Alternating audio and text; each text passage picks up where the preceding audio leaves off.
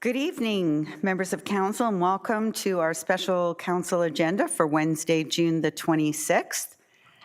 We have regrets from Councillor Drodge this evening, but we do have quorum and we'll proceed. So at first, I'll let you know that we are live streaming and video recording and live streaming the meeting this evening, and it shall form part of the record, which will be retained in accordance with the town's retention bylaw.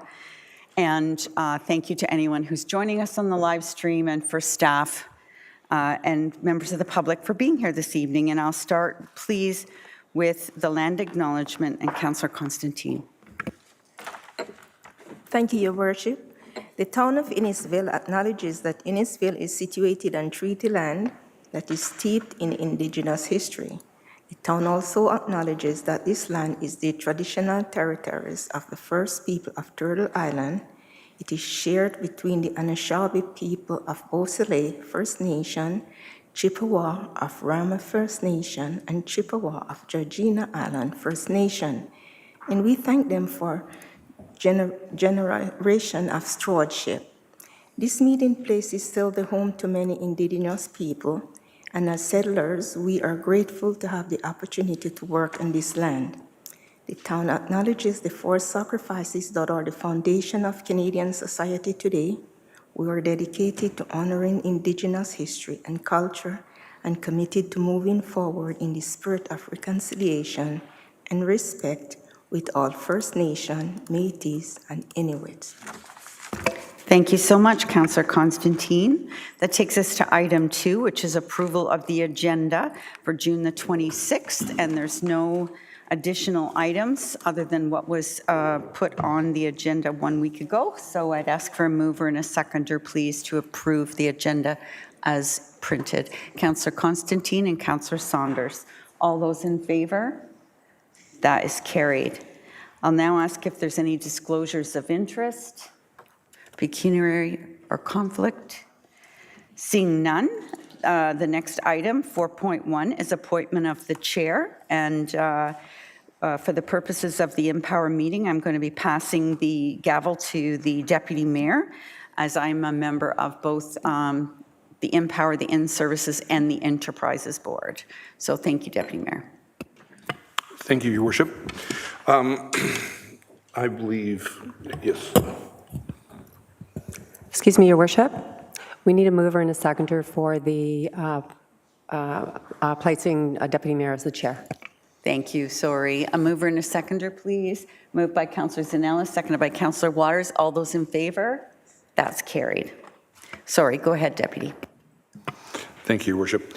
We're going to move on to item 4.2, the minutes of the InnPower Annual General Meeting dated June 7th, 2023. If I understand correctly, our CEO is going to step up to the podium and speak on the matter briefly.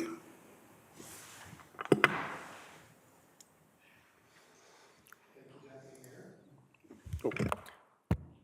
Thank you, Deputy Mayor. Just wanted to take a few minutes wearing my hats as the chair of the InnServices board, chair of the InnTerprises board, and a member of the InnPower board. I want to pass along regrets from Bob Lake, the chair of the InnPower board, who was not able to be here tonight due to family obligations. But just wanted to share a few comments with council and the community from a board perspective on what we're going to be discussing tonight at these annual general meetings. I think you'll hear from Danny that it's been a very busy year. That's certainly been a theme of the work in all three of the companies, kind of a defining challenge for us here in Innisfil. But lots of great progress to be proud of as well. And I do want to call out that over the past year, as member of councils are aware, we've completed a review of the utility companies, which was discussed on May 8th of this year at council. And I think that was a really important process for everyone to better understand what the utility companies do and the trajectories that they're on. I do want to note that that review set in motion another chapter of work that has now begun, looking more closely at matters like corporate structure for the utilities, corporate governance of the boards, and that work is actually underway right now. And one thing that I'll mention in that context is that tonight you have in front of you a number of proposed appointments to the boards.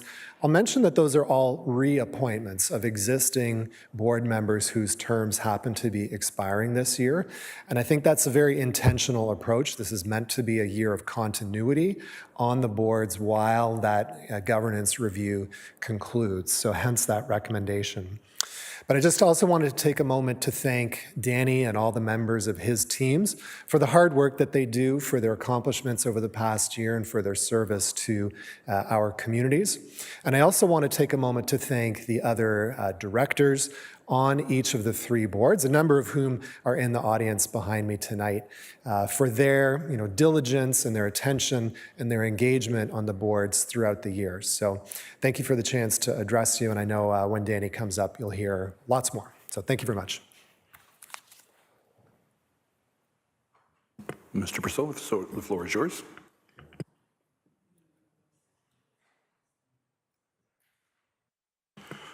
Apologies, I need a mover and a seconder to pass the minutes.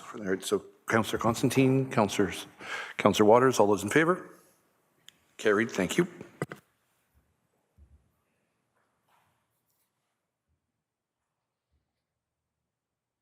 Okay. All right. So good evening, Mayor, Deputy Mayor, councillors, staff, and esteemed guests and members of the public. My name is Danny Prasad, President and CEO of InnPower, InnServices, and InnTerprises, and I'm delighted to be here today to share with you updates over the last year for the utilities organizations. With me, I have a few members of our boards and executive teams from across all three of the organizations behind me. And I will begin my presentations tonight with discussing the electricity distribution utility InnPower.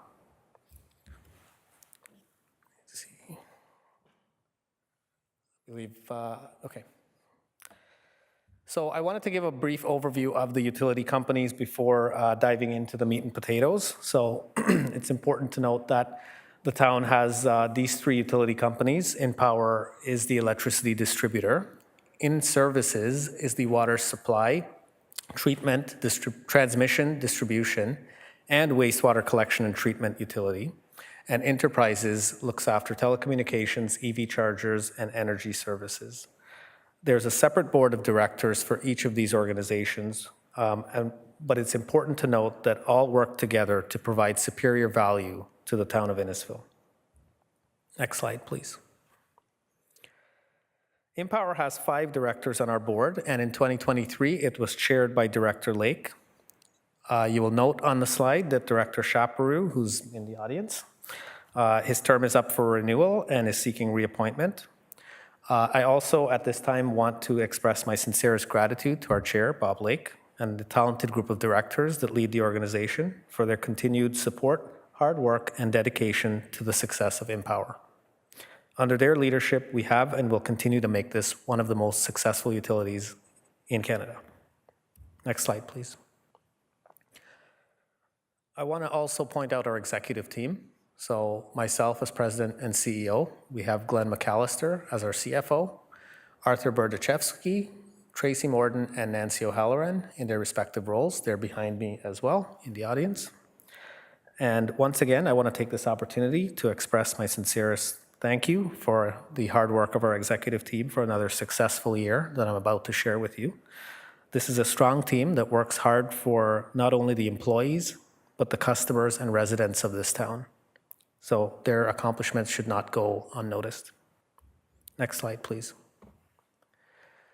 So at a glance, InnPower continues to be one of the fastest growing utilities in Ontario. With over 22,000 customers in Innisfil and South Barrie, InnPower maintains a service territory of about 292 square kilometers, which is about the same size of Mississauga. We are a private business, 100% owned by the town of Innisfil. The table to the right provides an overview of the assets InnPower currently manages.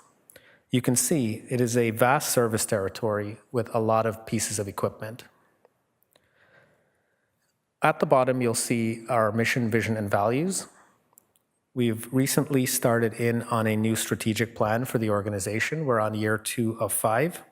you'll see that we have a new mission, which is pretty much always the same mission, which is to deliver the energy our communities need, and our vision to be one of the most innovative utilities. Okay? Our values are listed there as well. Next slide, please. And again, this is another busy slide, but it has a lot of information at a glance. I'll just highlight some of the things here. You'll see the number of accounts continue to grow. We have over 26,000 active accounts. And in correlation to the number of accounts increasing, I'm pleased to say that moves, particularly move-ins, are the main reasons that customers continue to call in.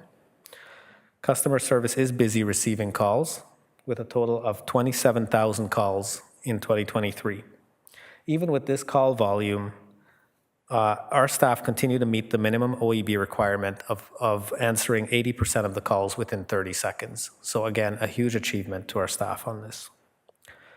Post-pandemic, we have begun returning to in-person community events, with a total of 16 events attended in 2023. Our online presence on social media and our website continues to increase. The website is gaining more views and users and engagements every day. Customers are learning and using the self-serve resources that we provide on our website, and it's being utilized a lot better. Next slide, please. I wanted to give a brief overview of the growth areas. I'm going to get into a little bit of the burning topic for InnPower and a few other of our utilities, which is growth.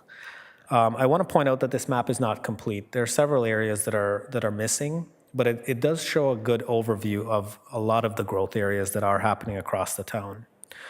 We don't see on the map RVH, we don't see town campus, but again, as we continue to evolve and we look at changes to official plans, these growth areas may increase as we go forward. Next slide, please. So InnPower has already started to receive multiple applications from developers for developments projected over the next 20 to 30 years. Our system planning, engineering, and construction teams are working very diligently to ensure that the system is set up to accept that growth over time.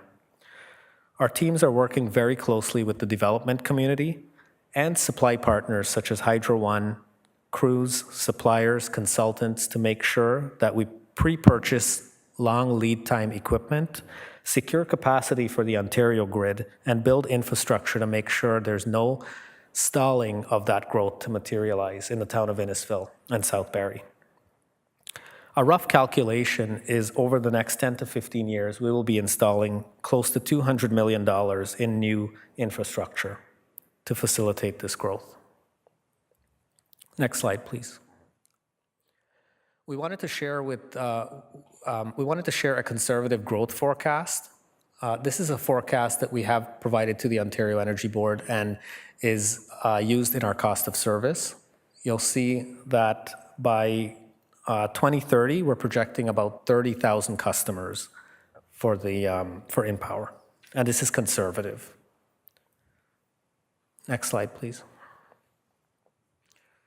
Apart from the development growth, InnPower continues to see growth in all facets of its operations, including customer requests. This is reflective of the renovations the community is doing in and around their homes. But one of the things I want to draw your attention to that I've circled in red is the number of new connections and service upgrades we've had in 2023. You'll see that this number is a record number for InnPower. It's doubled the year prior and doubled again from the year prior that. So this is the number of new connections that we're seeing per year in the town of Innisfil and South Barrie. So you'll see that we are growing leaps and bounds. At the bottom, you'll also see some of the KPIs that we track, the key performance indicators. And I'm pleased to say that we're continuing to meet our targets for new residential services connected on time and scheduled appointments met on time, even with this load. Next slide, please. So touching on the major ongoing projects, obviously there are very, very many projects, but we wanted to be as discreet as possible to show you a high level of what the major projects are. So Here we've got development growth with the Hewitt, Salem, and Alcona developments, which includes the orbit, as well as the new transformer station and transmission line that we hope to be in service by 2028. This will tap into Ontario's bulk power system to ensure that we have long-term power needs for South Barrie and the town of Innisfil. There's a rendering at the bottom that shows what the future station may look like. We're continuing to advance the Metrolinx project for electrification. This is a really important project for the town of Innisfil. It will involve burying the lines underneath the tracks. 11 crossings. We've completed 9 out of 11 to date. And this will facilitate all-day GO transit into Innisfil. InnPower not only focuses on growth, but we also focus on asset rehabilitation, replacement, and maintenance. 2 large projects that we have on the books for this are asset replacement, proactive and timely asset replacement, I should say, and vegetation management. We strive to proactively identify assets in need of replacement and replace these to avoid any equipment failures and unforecasted power outages. Our vegetation management program has significantly improved over the last couple of years. You'll see in 2018, we were spending about $80,000 a year in vegetation management, and last year we spent close to $350 million. That just shows that the amount of effort required to mitigate outages, or tree-related outages, I should say, are quite high. Ash trees and trees in swampy areas continue to be a concern for us and continue to be one of the leading cause of power outages across Innisfil. I want to also share with you, I skipped over the capitalized assets here, but again, this just speaks to the amount of growth that the utility is seeing. Back in 2018, we were capitalizing assets at about $5 million. You'll see in 2023, we're up to $22 million. It's quite a significant advancement in the amount of work that we're doing from 2018 to 2023. And you can see for yourself, the growth is happening all around us. Next slide, please. So I want to touch a little bit about system reliability. We've talked a bit about growth, but what about the existing ratepayers? What about the existing community that we service? I want to show you some of the leading causes before getting into the numbers. You can see from the photo, we have ospreys, we have raccoons, we have motor vehicle accidents, we have trees, we have a whole bunch of different things that you can see here. Lines on the ground, high winds. The thing that I want to call out on this slide is that we love being in Innisfil. We love being by the water, close to rural Ontario, but there's a lot of external factors that go into keeping the power on. And trying to do this across the same size of Mississauga while we're growing leaps and bounds is quite a feat and quite a challenge. And I hope that Council and the public can appreciate that.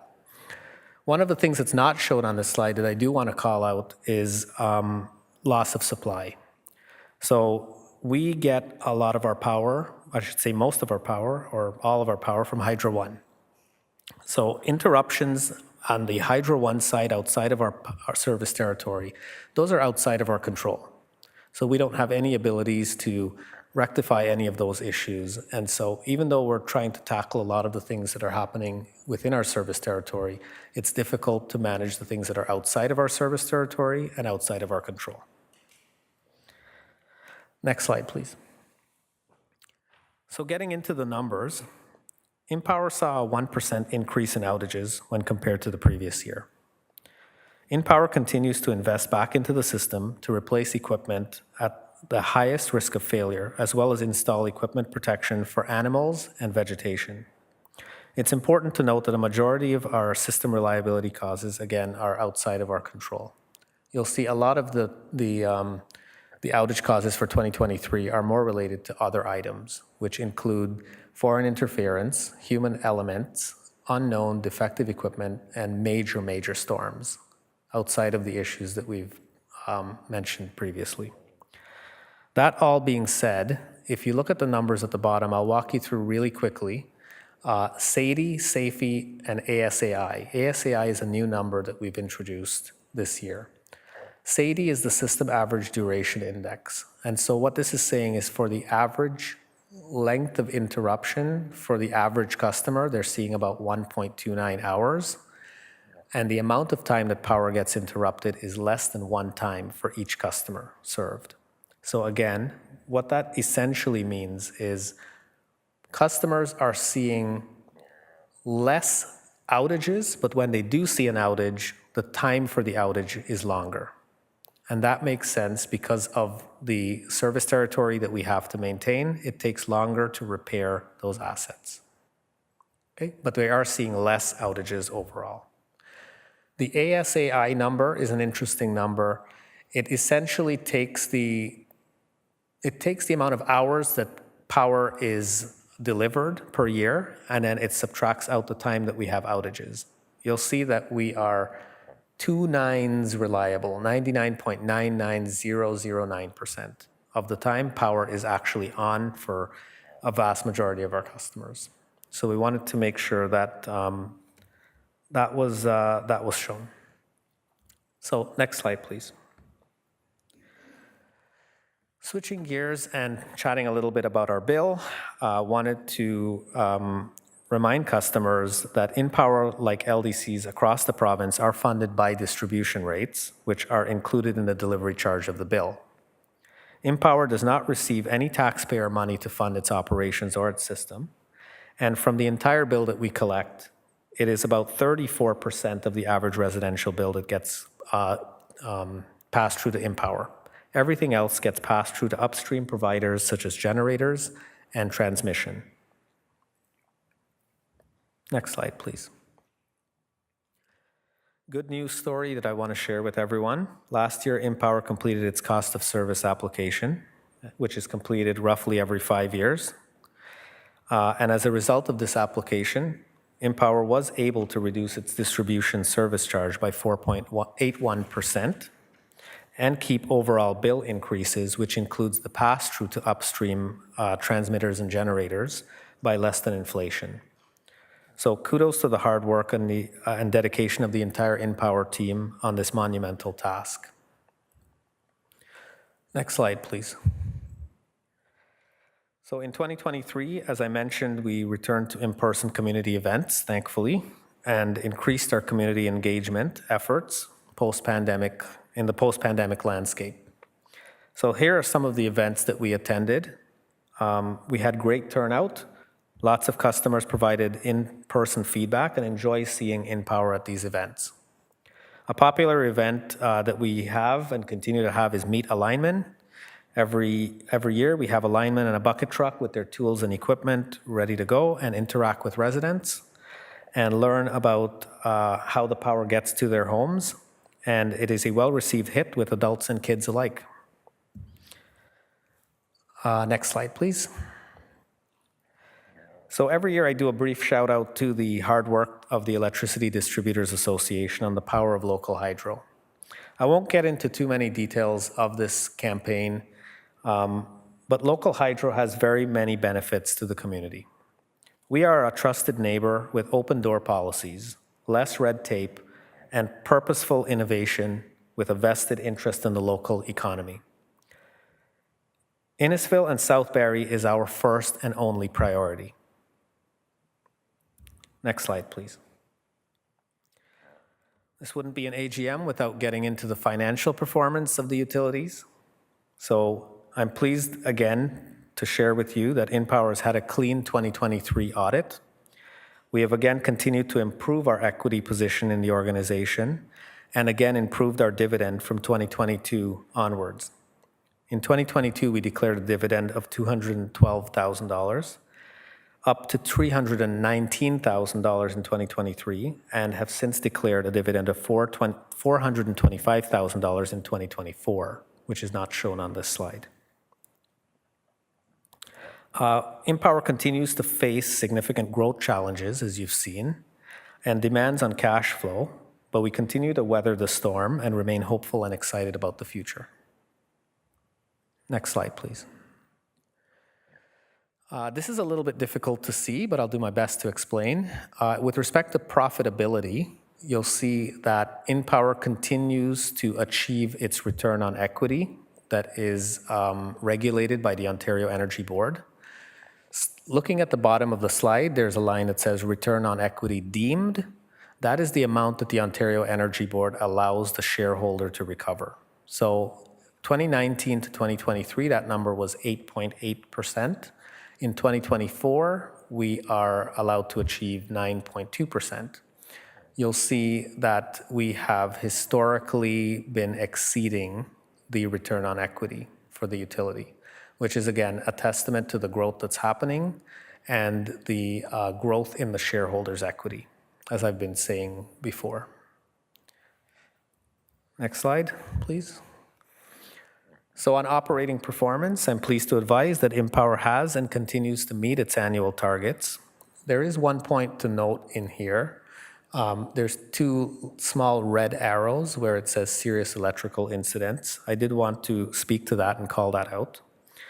So it sounds alarming. However, the ESA has recently come out with updated guidelines of what is reportable under the serious electrical incidents.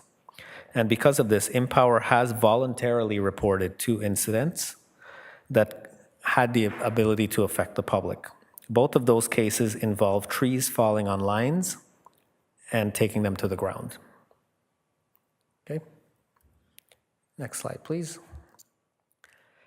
So as I mentioned previously, InnPower is in year 2 of 5 of its strategic plan, and I'm pleased to say that we are about 28% completed on all of the items that are shown on this slide. By 2027, we really hope that the organization will have made significant strides in all 8 of the areas that you see on the screen. Next slide, please.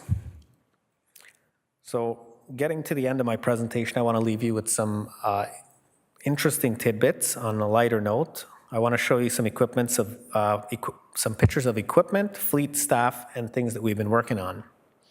So now I want to introduce you to our newest and largest distribution power transformer, which was successfully installed at our Big Bay Point DS. I know this probably doesn't mean anything to you, but we're very excited to see it. This transformer with fans full on will be able to supply 23 megawatts of power, which is the equivalent of 7,500 new homes. It's the largest that we have right now. It'll service the Hewitt, Salem, and Friday Harbor developments. Next slide, please. There's also a new addition to the ops team. The new F550 single bucket truck is a game changer. You'll note that it looks like a smaller, more versatile truck and allows for quick setups, doesn't require any outrigging. And why is this important? Because it's very difficult to get very large bucket trucks out into smaller areas in the community. And so this speeds up restoration time. We can have this truck deployed pretty quickly and outages restored easier than getting a big bucket truck to do it. Okay, it's already proved itself in the latest storms, as you can see. Next slide, please. I want to call out that InnPower also had a successful rescue training day. You understand that we work in hazard, a lot of hazard. We have a lot of traffic hazards, fall hazards, electrocution hazards, and we drill a lot of this with our employees to make sure that if something does go wrong, our team is well trained and knowledgeable on how to deal with the events. So this event took place in the fall of 2023. And ensures that in the event of an emergency, someone in distress while working in the air will be able to be taken to safety in a well-executed fashion. So again, this is a testament to the field crews that we have and the hard work that they're doing every single day to keep the lights on, and most importantly, to go home at the end of the day. So kudos to them. And the final slide I want to share with you is a slide on innovation. We're striving to be an innovative utility, one of the most innovative utilities. I want to share with you, again, that this utility, InnPower, is the first in Canada to implement a GIS utility network model that we are actively using. You'll see that we've made dashboards, we have apps, And we're using this tool to proactively make decisions for asset replacement, asset utilization, and inspections. So kudos to our hardworking team for making that happen. And yeah, that's it. So I just want to close, this is my last slide for InnPower, by thanking all staff for another successful year, and again, our board and to council for their ongoing support of our utility. Thank you, Mr. Purcell. Does anybody on council have any questions at this moment in time? Okay. Yes.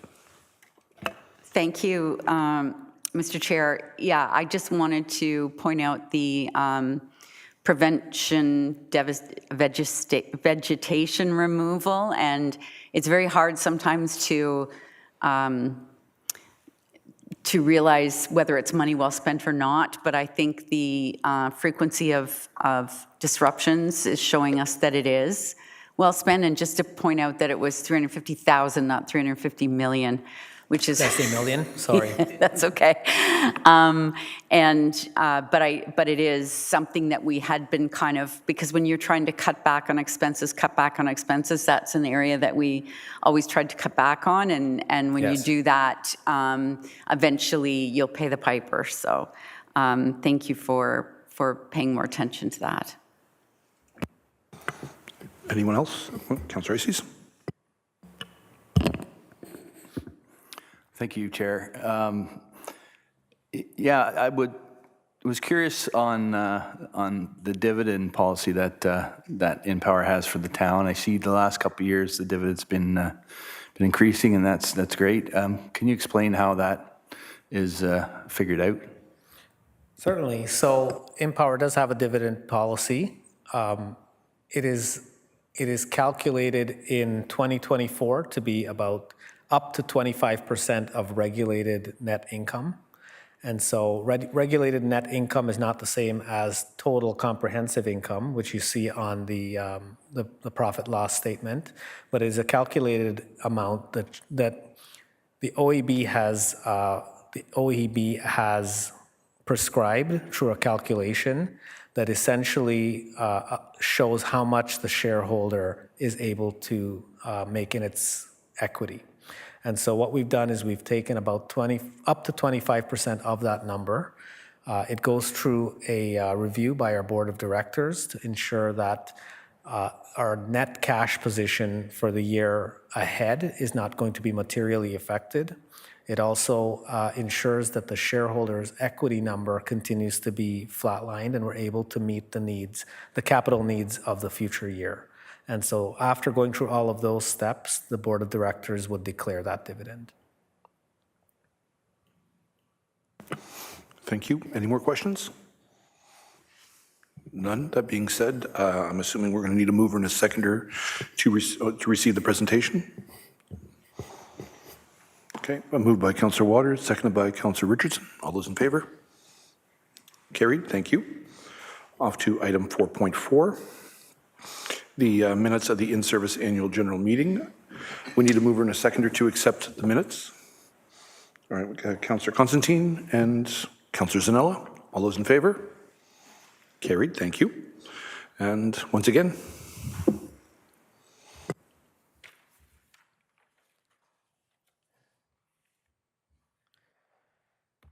Okay, me again. So switching gears now, onto our water and wastewater utility InnServices. Next slide, please. Again, InnServices has 5 directors on our board and is chaired by Director Gershow. You'll see Director Chaparro and Reese's terms are up for renewal and they are seeking reappointment.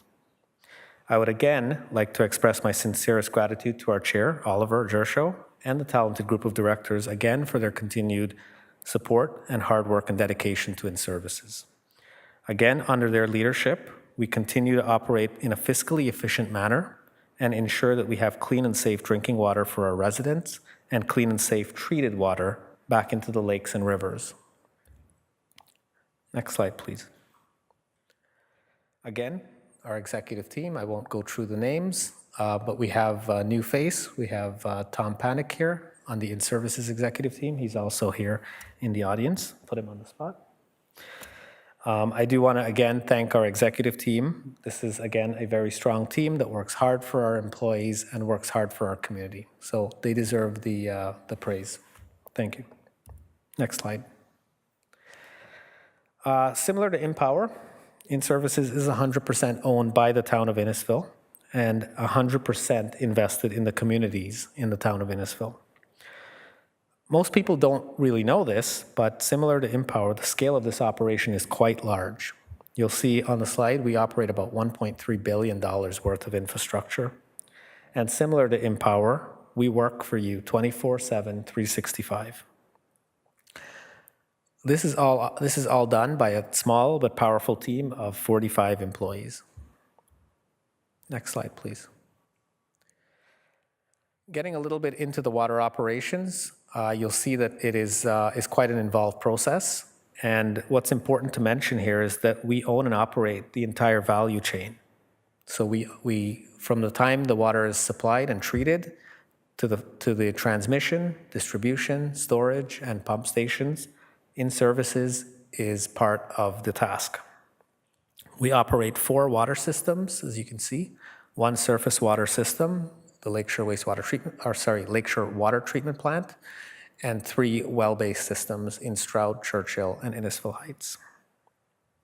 Next slide, please. Wastewater operations. This is another large operation. A municipality of our size, we have 2 separate treatment facilities, Lakeshore Wastewater Treatment and Cookstown Wastewater Treatment, and a series of force mains and sanitary and pump stations. Next slide, please. So again, speaking to the growth and ongoing projects, InnServices continues to face that major growth and the servicing challenges that I'm sure you've heard of. Starting with the Lakeshore Wastewater Treatment Plant expansion, this project will expand the plant to service future growth. There are new processes being constructed to improve effluent quality and to achieve the lowest levels of possible phosphorus discharge into Lake Simcoe. The tender for construction closed in April of 2024, and the price has come in higher than expected. InnServices staff are reviewing the tender and working with our board of directors and the development community on next steps. Working our way down the list, sorry if you can go back. Working our way down the list, we have the Lefroy Reservoir and Booster Pump Station expansion. This project entails replacing existing pumps and adding additional cells to the existing reservoir. The project is expected to be substantially complete by the end of 2024 and will improve growth capabilities for the Lefroy area. The Cookstown Wastewater Treatment Plant environmental assessment is the next project. This is an EA that allows us to determine the preferred strategy for wastewater treatment for the communities of Cookstown, as well as the employment and residential areas of Highway 489. So this is a very important project, strategic for the town of Innisfil as well. Working our way down, we've got Innisfil Heights servicing. I know this is a very important topic for council and our community. In collaboration with the County of Simcoe, InnServices is extending lake-based water and wastewater servicing to Innisfil Heights. Linear servicing is being provided along Innisfil Beach Road. The project is broken up into multiple parts. I have a separate slide that I'll be showing on this on the next slide. Moving down, we have the Alcona Reservoir and Booster Pump Station. So this is a new pumping station that is being designed to service Innisfil Heights, Stroud, Town Campus, and RVH. The Alcona Reservoir is being upgraded to service the growth in Alcona and service the areas west of the 20th Side Road. We expect that the design and tender for construction will be done in the end of 2024, by the end of 2024. The Lockhart Road East water main installation is essentially a water main installation along Lockhart East. Construction is planned to be complete at the end of 2024 as well, allowing for growth in that area. And then moving on to the right side, I won't go into too much detail, but the computer maintenance management system is a strategic move in InnServices to improve our preventative maintenance planning for the community. We're working hard to implement this system, which will allow us to track assets that are needing replacement so that we can proactively replace them. We've also got upgrades on the automation side with our SCADA and PLC devices that do all of the measurement and operation of the system remotely. We've got our master servicing plan update, to which Council is aware. This is an update to the 2018 master servicing plan, and it's expected that this project will complete in September 2024. It will outline all of the major growth areas for the town and the high-level capital projects required to service that growth. Alongside that, we have the Orbit servicing plan. The goal with the Orbit servicing plan is to develop a plan that is consistent with the secondary plan that came to Council previously. This plan is being completed as part of the master servicing plan update. Finally, on the last two items, we have the asset management plan, which is a plan that did go to Council as well and is a major area of conversation at InnServices and at our boards. We are working to update the recently completed asset management plan and have it completed to the ministry by July 1st, 2025. This update will expand on and include identification of proposed service levels, with what activities will be required to meet those levels, and a strategy, most importantly, on how we're going to fund it. Lastly, we have the Lakeshore Water Treatment Plant expansion, 3B. So as part of the next expansion required for the Lakeshore Water Treatment Plant, a new water intake from Lake Simcoe is required. The project team is coordinating with the various regulatory bodies and conducting the various studies required to commence a preliminary design of this intake. Okay, next slide, please. So this is the slide I was speaking to on Innisfil Heights. It's a little difficult to see, I apologize, but it essentially shows that we will have lake-based water and municipal servicing to Innisfil Heights by 2028.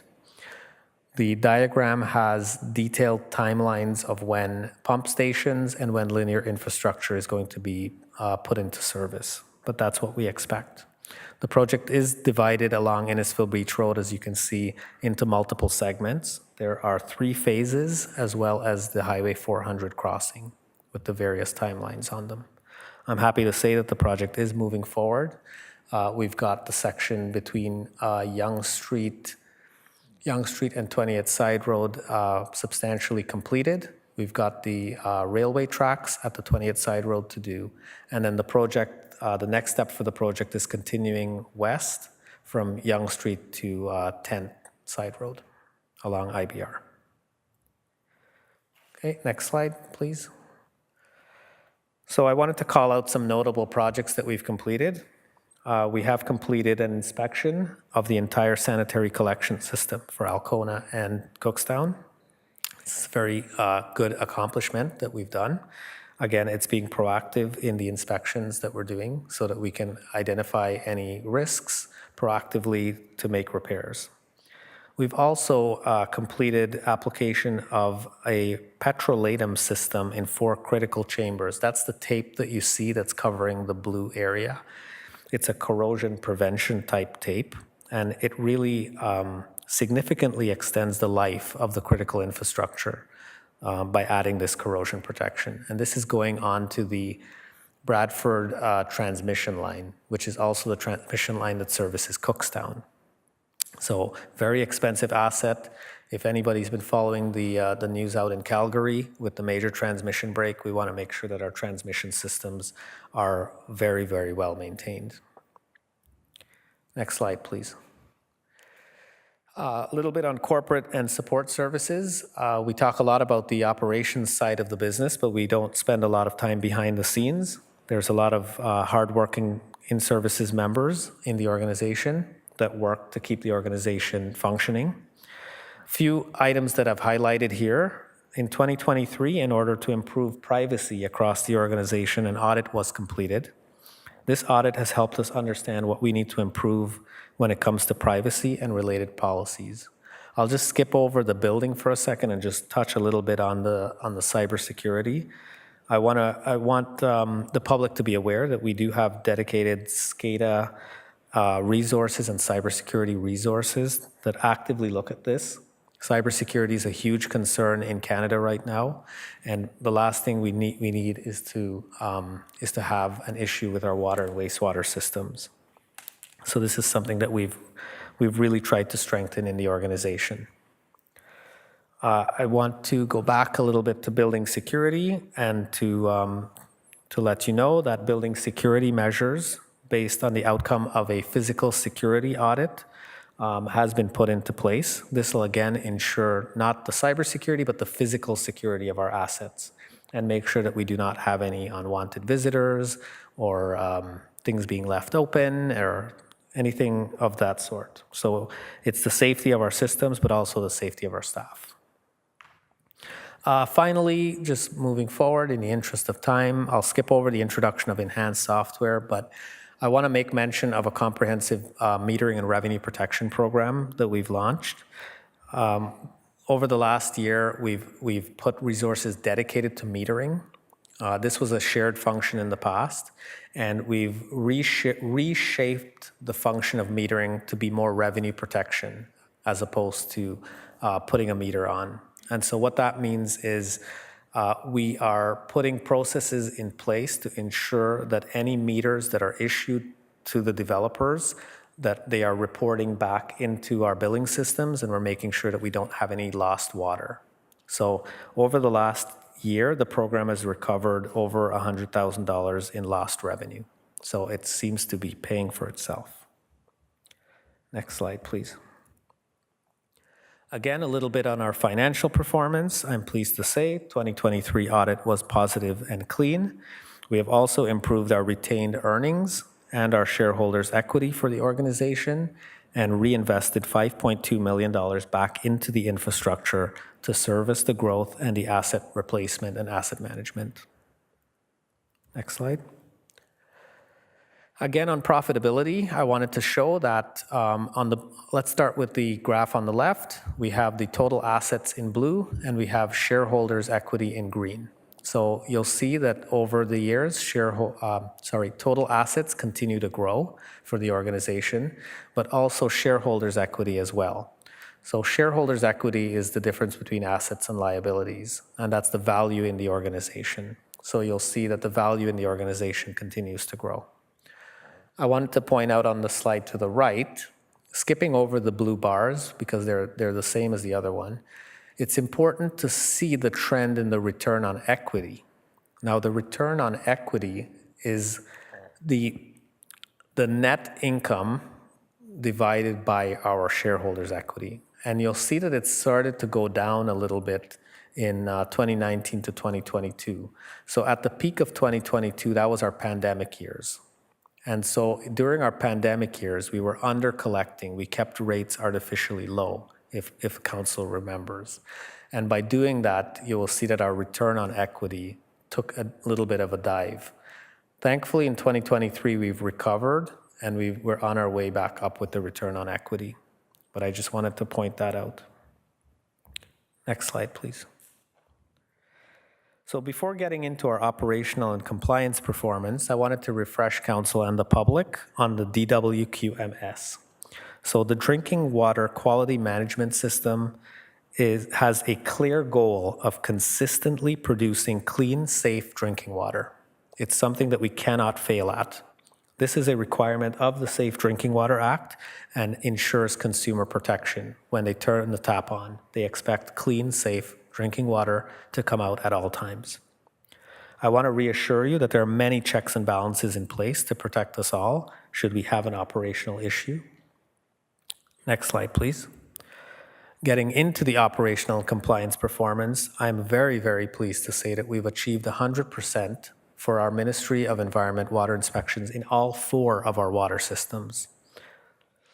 I also want to point out that we've completed a water loss audit. This is a valuable tool not only for operations, but for finance as well. To date, our system's water loss falls within industry standards, and the accuracy of this audit will improve tracking for improvements every year. This will tie into our revenue protection and metering as well to ensure that the amount of lost water continues to go down. With respect to Health and Safety Excellence Program, I'm pleased to say across both utilities, we have launched voluntary participation. This is a WSIB initiative in which we provide 5 safety topics to the WSIB, and it helps to improve health and safety across the organizations. So these topics that we submit, we end up getting a rebate on our WSIB premiums, and I'm pleased to say that we have received those rebates. Working our way down, the drinking water systems performed at 18.23% of its total rated capacity. So those are just some quick stats to show you that there is room in our water system for the growth that we're facing. All 4 of our drinking water systems produced a combined total of 5.265 million cubic meters of water. Of that, 2.3 went to Bradford.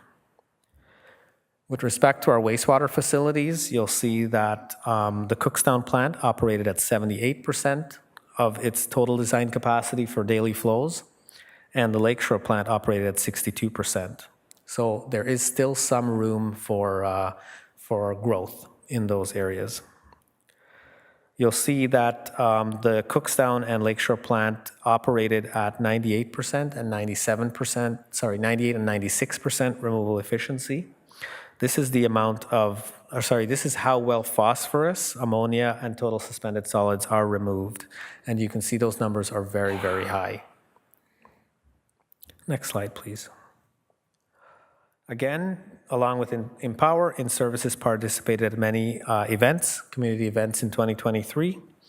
And I always mention it, but there's the jar of mysteries that we find in the sewers, always a big hit. And we are looking forward to continuing to increase the amount of events that we attend over time.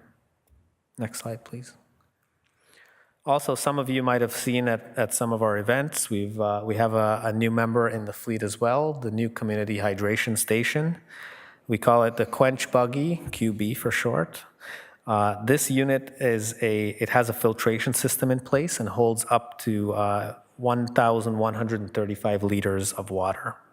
So this is a really great thing that we've done. It's a portable water station. It allows us to deliver fresh, potable water at not only events, but if we end up having any main breaks, we can take this unit out and supply water to the community while we make repairs. So this is a really great thing to have in emergency situations, and particularly if we ever have to, knock on wood, issue any boil water advisories. Next slide, please. So what's next for InnServices? Well, we have a lot of financial demands. So the biggest thing for us, game plan-wise, is to get a long-term financial plan in place, which will be based on our asset management plan, which will be based on our master servicing plan, and based on the growth pressures that we're facing, especially with our wastewater treatment plant tender that's come back. We're planning for how to manage all of that growth. Along with that, we are continuing with the rate study. You might have seen that on the last year's slide deck. Unfortunately, that project was delayed, but we are on track to having it completed this year. And that rate study will ensure that we are looking at full cost recovery for our water and looking at improvements in conservation as well. Next slide. And then our strategic plan. Similar to InnPower, we would like to get a strategic plan underway, along with the same strategic themes as you can see at the bottom of the slide. But we have 3 main priorities that we'll be looking at. we've put this project a little bit on pause with the EY report and the direction that the shareholder would like to go, but we hope to resume discussions on this over the next year and try to have a strategic plan in place for 2025. Okay, next slide. Again, this is my last slide. I want to close by thanking all the staff at InnServices for another successful year and board and council for their ongoing support. Thank you, Mr. Purcell. I'll turn to council to see if there's any questions. Councillor Waters? Thank you, Your Worship. Oh, sorry. I'm so used to saying that. Anyways, thanks, Danny, for the presentation. Numbers always look good. I have two questions around growth. One has to do with Friday Harbor, the other one has to do with Innisfil Heights. The first one around Friday Harbor, last week we had quite the bit of debate around Friday Harbor and how big it wants to grow. It started off at 1,600 units. I think they're at 2,800 units now. They want to go to 3,500 units. Is the infrastructure that we planned for originally for 1,600 units large enough to support the growth that we have right now and the growth that we'll have if they get the size they want to get to? So through you, Mr. Chair, that is something that we're actively assessing right now. Preliminarily, it looks like it was not sized for that growth, so it's something that we do have to look at and how we're going to work with Friday Harbor to achieving those goals.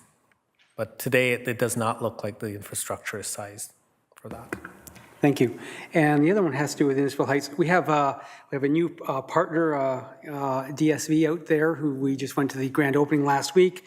Very large. I think somebody said it was the second largest building built in Ontario behind the Alliston Honda plant that's going in. So it's quite the building. I'm just kind of curious, because we won't have servicing out there till 2027, and so that means they're going to have hook up, I assume, to the water system that we currently have there now.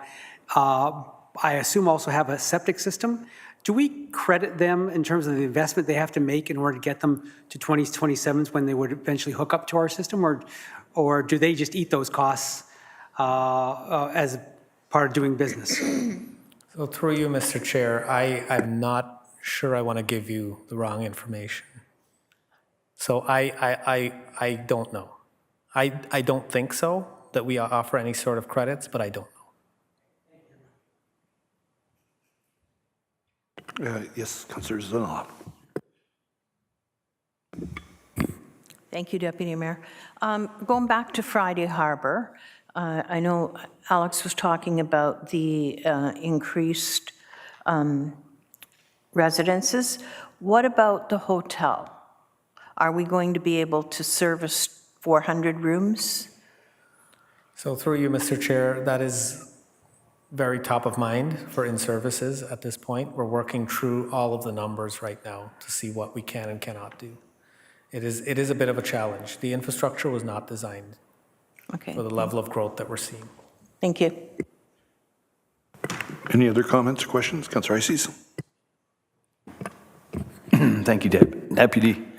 On the topic of projected growth, I wonder if you could comment on growth for Stroud. I know we have an item on the meeting tonight about getting services to Centerville and the middle of Stroud. We see Barrie coming from the north to the outskirts of Lockhart.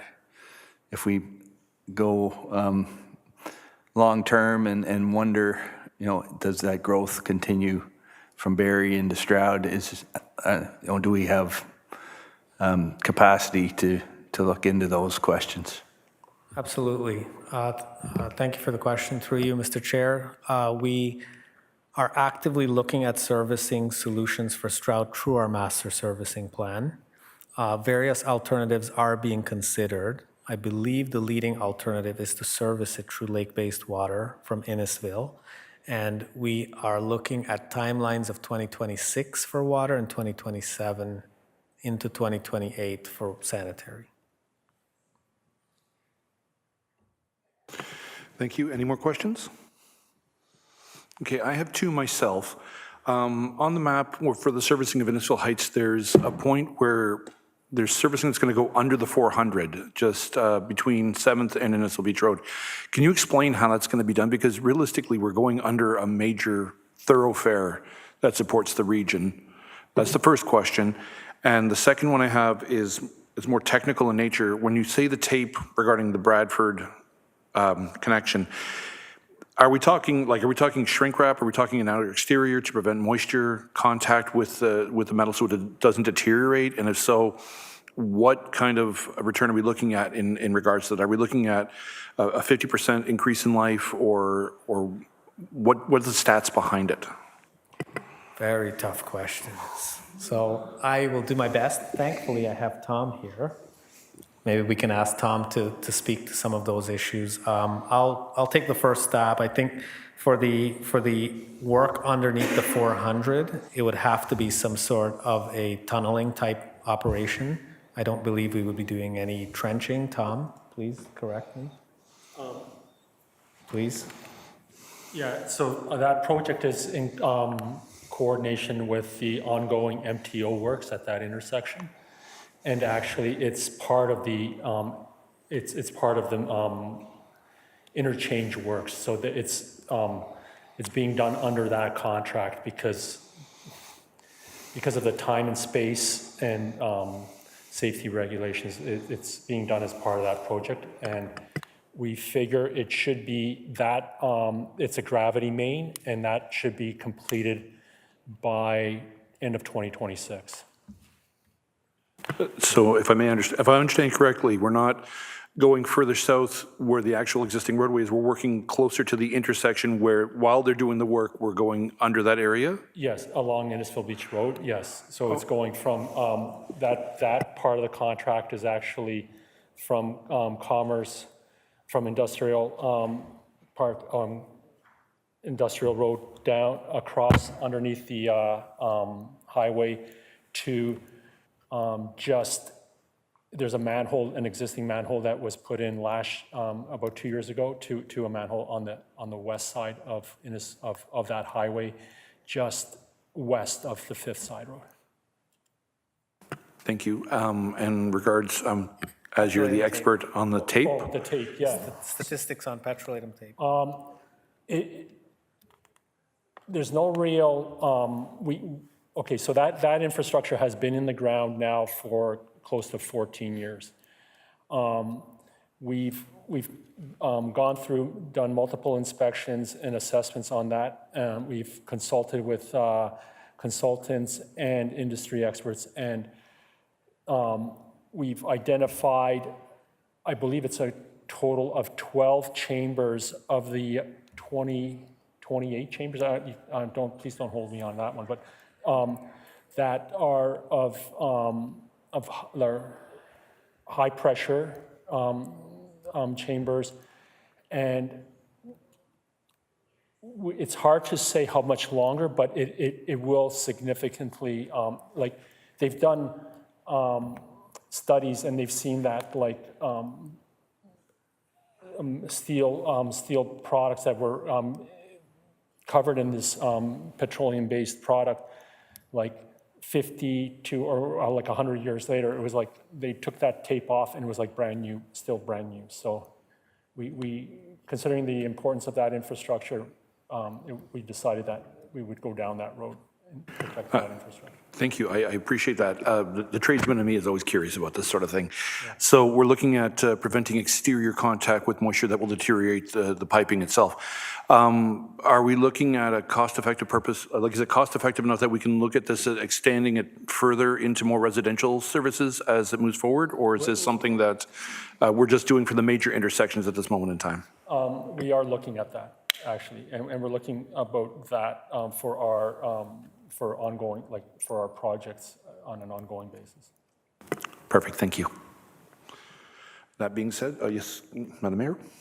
Thank you for your questions, Deputy Mayor, but I just want to bring us back to the fact that we're the shareholder in this case, and if we, I guess to you, Mr. Persaud, so I've said this to council before, particularly the newer members, that the setup that we have is quite unusual. Most municipalities, water and wastewater services are part of a department at the town.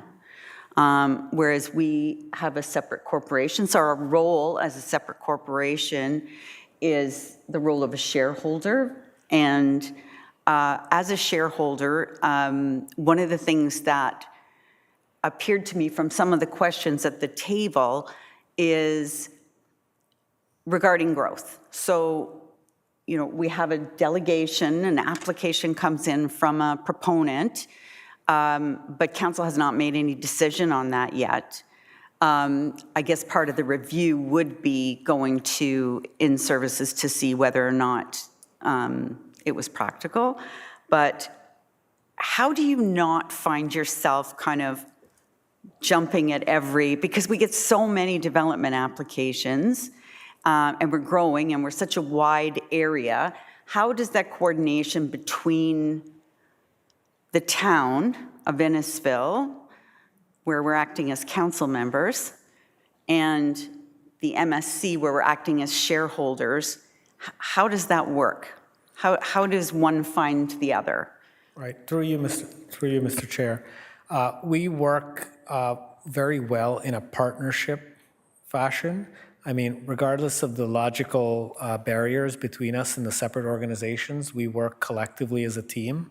InnServices works very closely with Andrea and the planning department to ensure that we are aligned in where we're growing, how we're growing, and I find that we are trying to make those decisions collectively and looking at servicing and looking at population and trying to see what we can do in more of a partnership type approach.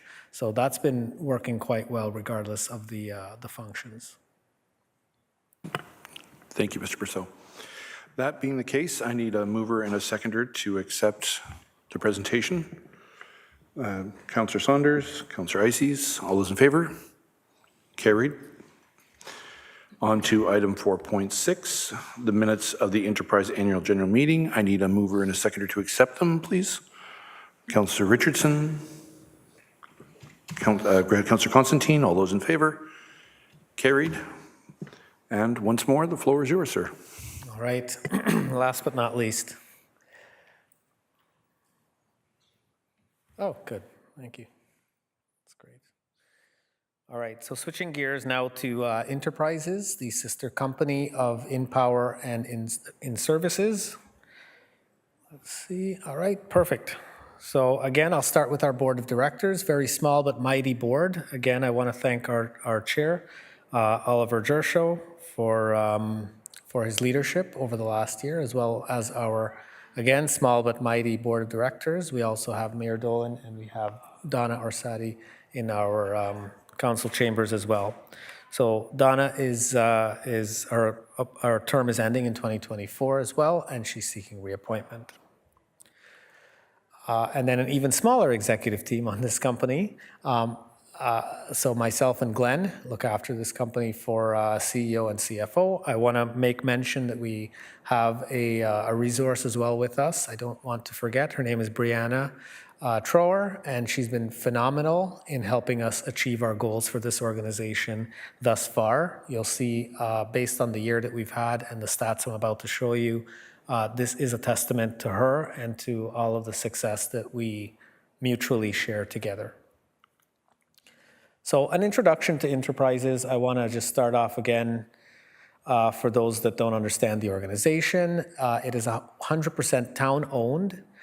We say it's a telecommunication energy services company, but to be honest with you, we're not quite sure where InnTerprises is going yet. And part of this review that we're conducting will hopefully guide us on that path. But I sort of see InnTerprises as the company that offers community benefits with profits.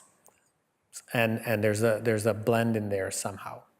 It's not funded by municipal tax revenues. It's its own corporation, and it's governed by a separate board of directors, as you've seen.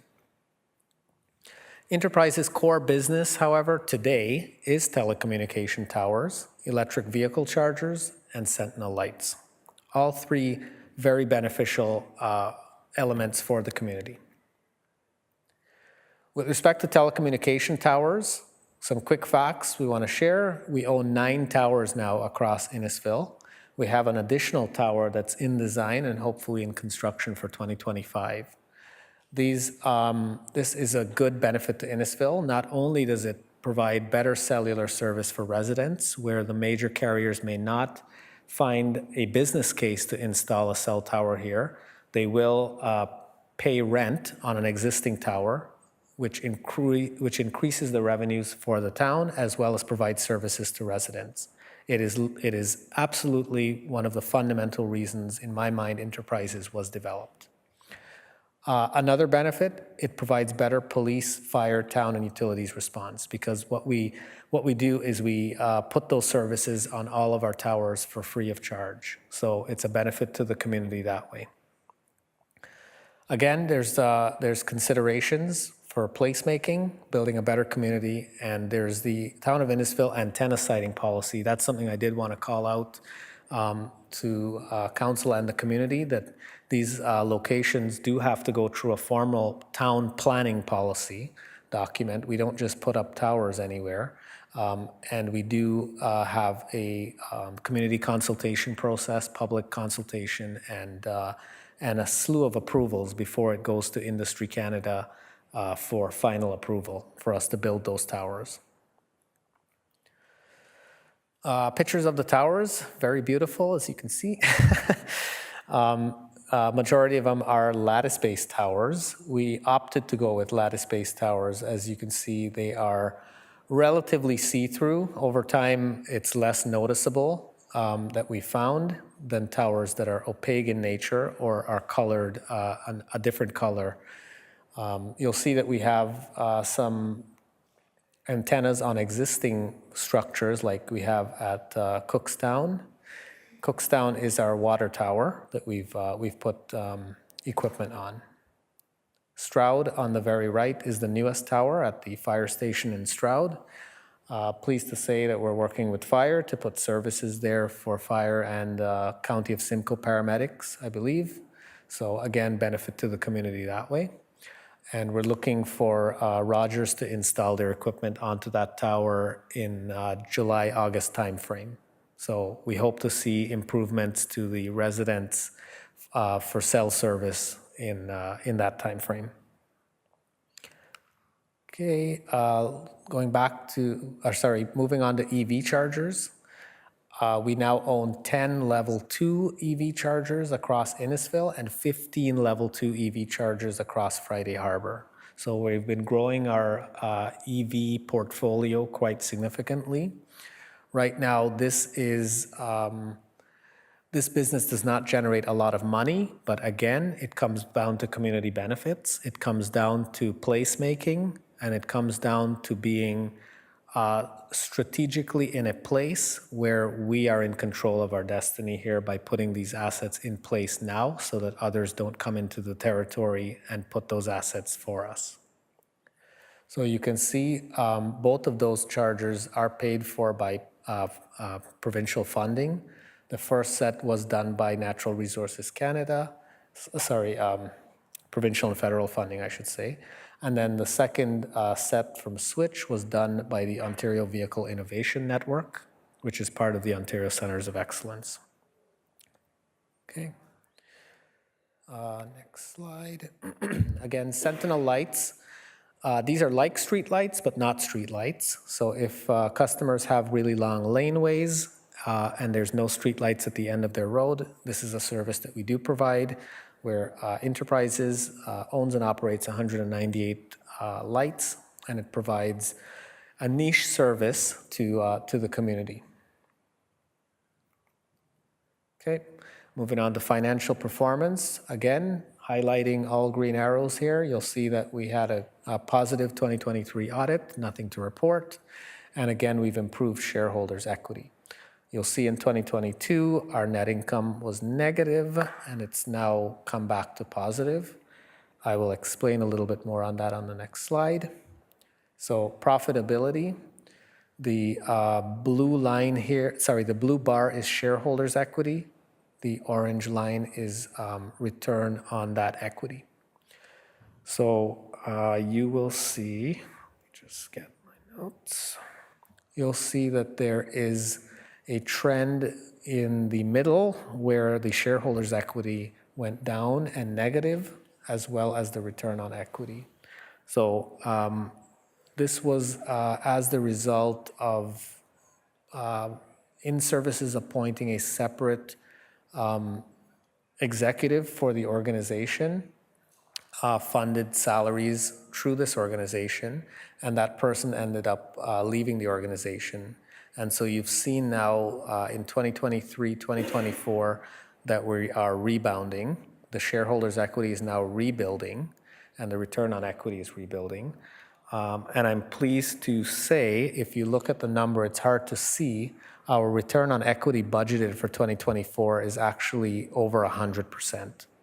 So that means our net income is going to be higher than our shareholders' equity. So that's a testament to the hard work of the small but powerful team that we have, especially Brianna. She's been negotiating and renegotiating a ton of contracts for this organization to make sure that we are charging market-based rents, essentially. So what's next for this organization? We want to look at long-term financial planning. Most importantly, we want to look at strategic plan development.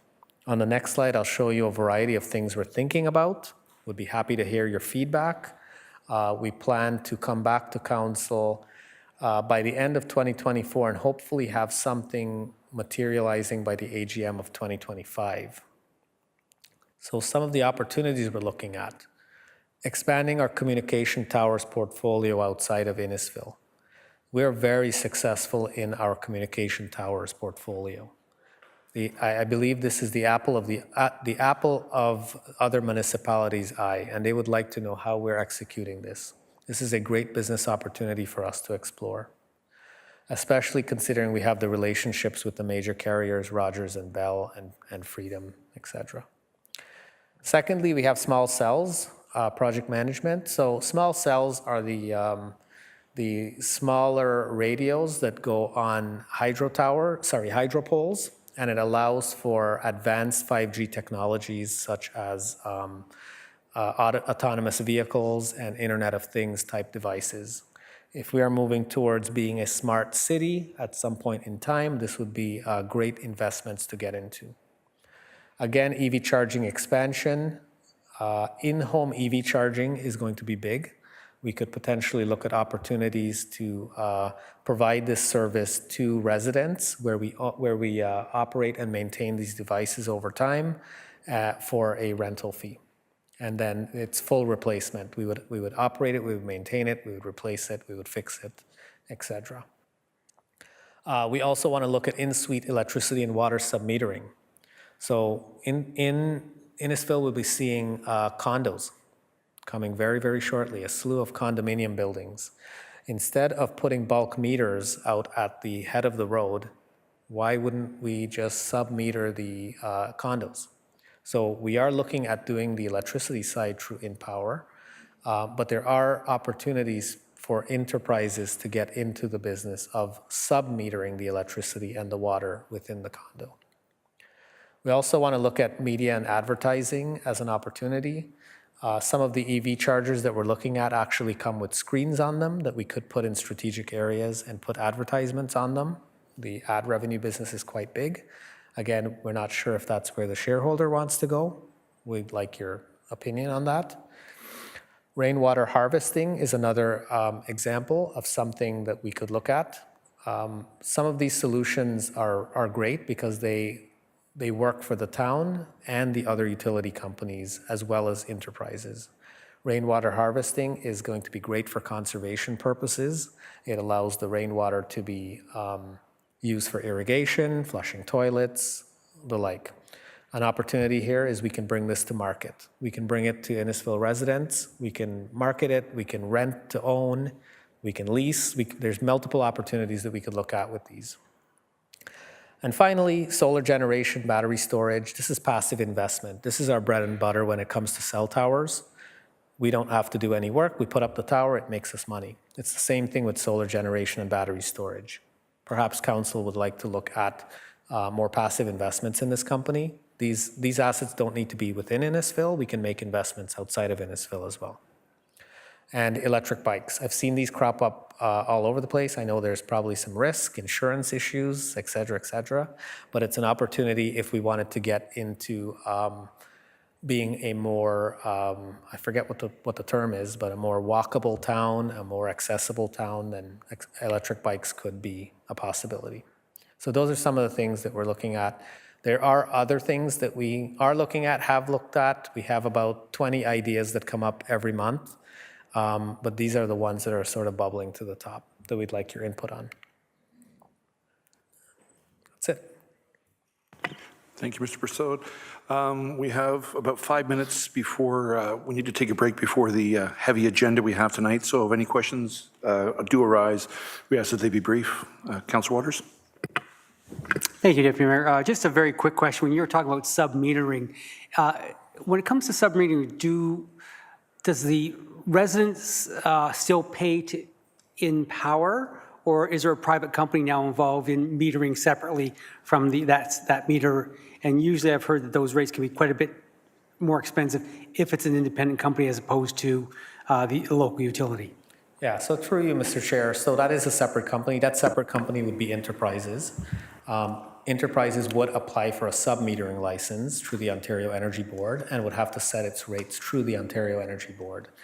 The benefit of doing this, so first, if we're speaking about electricity, our primary focus is to suite meter. So we would try to suite meter those condominiums. However, if we are installing a bulk meter at the head of the condominium, the developer may request that they don't want it to be suite metered and they'd like it to be sub-metered, and they'd like that to be a competitive process that they go out to market for. InnPower cannot participate in that competitive process. However, a sub-metering provider can.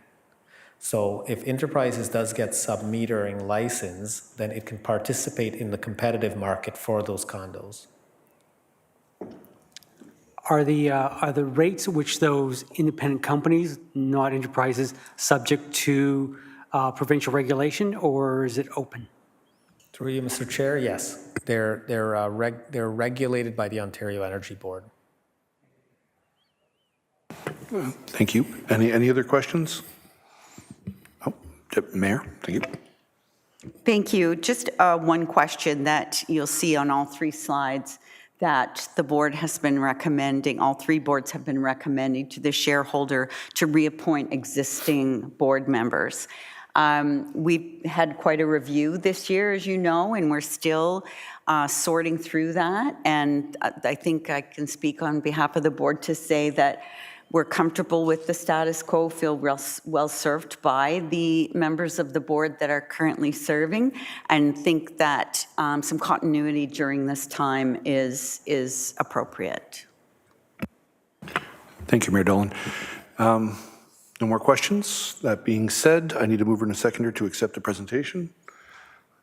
Councillor Saunders, Councillor Waters, all those in favor? Carried. Thank you. And lastly, the confirming bylaw and adjournment. I need a mover and a seconder. Councillor Richardson and Councillor Constantine, all those in favor? Thank you very much, everybody. If I may ask a question, Madam Clerk, are we going to be changing the YouTube posting, or are we just going into recess for the time being? We will be closing out this meeting and shutting down the link for the moment, and then going into council, I believe. Thank you very much.